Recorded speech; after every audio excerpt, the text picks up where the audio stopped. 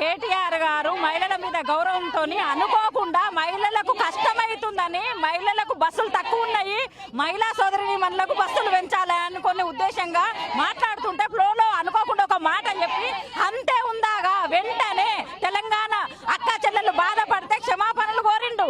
అయినా కూడా ఒక మహిళా కమిషన్ ఆ మాటలకు క్షమాపణ చెప్పినాక కూడా నోటీసులు పంపించాక కూడా ఈ రోజు ఉందాగా వచ్చిండ్రు. మరి ఈ మహిళా కమిషన్ ఈ రోజు ఇక్కడ మహిళల మీద ఎన్నో దౌర్జన్యాలు జరుగుతున్నాయి, పసి పాపల మీద రోజు అత్యాచారాలు జరుగుతున్నాయి, ఎన్నో ఇప్పుడు మహిళలకు బస్సాలు పెడుతున్నాయి.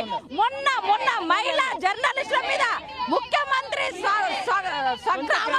సొంత గ్రామంలో మహిళా జర్నలిస్టుల మీద అంత అఘాయిత్యం జరుగుతుంటే మరి మహిళా కమిషన్ ఏడవన్నది ఏం చేసింది? మరి ఈ మహిళల మీద రోజు ఇప్పటికి 280 దగ్గర 2 అత్యాచారాలు జరిగితే మహిళలు రైతులు రోజు